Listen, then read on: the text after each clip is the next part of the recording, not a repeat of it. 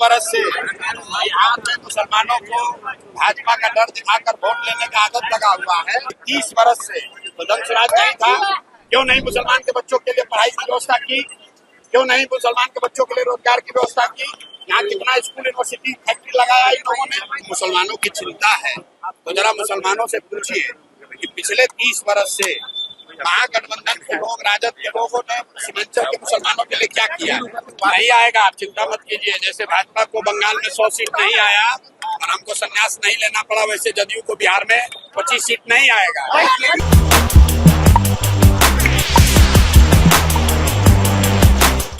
नमस्कार, मैं सुनील मानसी और आप देख रहे हैं वॉइस हब। तो प्रशांत किशोर ने एक बार फिर से तंज कसते हुए आरजेडी और महागठबंधन पर बोला कुछ। जी हाँ, क्या बोला उन्होंने, पहले ये सुन लीजिए।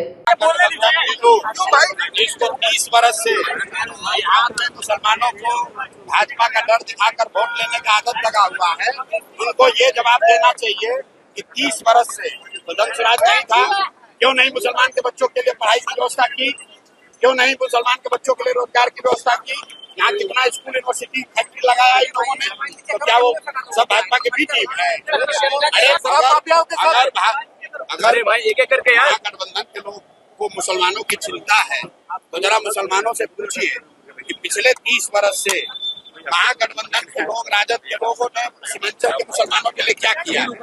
कितने स्कूल खुले, कितने सत्ता में आने के आपने कहा था कि अगर जदयू 25 सीट लाती है तो हम राजनीति छोड़ देंगे। आपने नहीं आएगा, आप चिंता मत कीजिए। जैसे भाजपा को बंगाल में 100 सीट नहीं आया और हमको संन्यास नहीं लेना पड़ा, वैसे जदयू को बिहार में 25 सीट नहीं आएगा।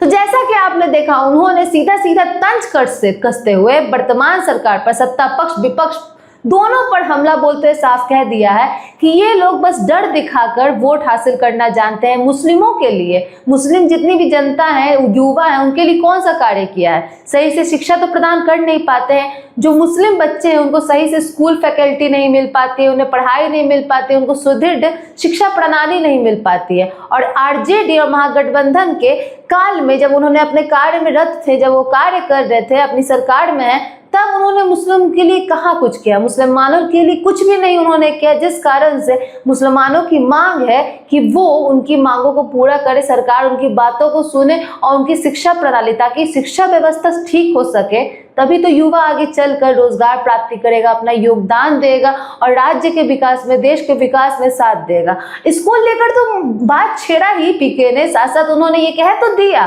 कि मुसलमानों के लिए आरजेडी महागठबंधन कोई कार्य नहीं करता, सब अपनी वोट के लालच में है, डरा धमका कर डर से सबका वोट हासिल करना चाहते हैं, या तो लालच देके वोट हासिल करना चाहते हैं। लेकिन उन्होंने साफ साफ मीडिया साझा करते हुए ये बात कह दी है, इस बार भी एनडीए को, जो सरकार है, उसको 25 सीट से ज्यादा नहीं मिलेगी इस बार के बिहार के विधानसभा चुनाव में। उन्होंने ये साफ साफ कह दिया कि मैंने कहा था कि बंगाल में बीजेपी को 100 से ज्यादा सीटें नहीं मिलेंगी, तो नहीं मिली। ये उनका दावा है। प्रशांत किशोर ने यह ऐलान कर दिया मीडिया के सामने कि इस बार के बिहार के विधानसभा चुनाव में उन्हें 25 सीटों से ज्यादा नहीं मिलेगी। तो अब ये देखना आगे दिलचस्प होगा कि रणनीतिकार कहे जाने वाले, महान रणनीतिकार कहे जाने वाले पीके द्वारा ये जो शब्द कहे गए, ये वाणी कही गई है, क्या ये सच में सफल होंगे? क्या सच में एनडीए को 25 सीटों से ज्यादा नहीं मिल पाएगी इस बार के चुनाव में? ये आगे देखना काफी दिलचस्प होगा, क्योंकि इस बार में बिहार में विधानसभा चुनाव है, तो ये तो अब वक्त ही बताएगा। वैसे आपको ये जानकारी कैसी लगी हमें जरूर बताएं। न्यूज पसंद आए तो सब्सक्राइब करें, लाइक करें और कमेंट करें। धन्यवाद।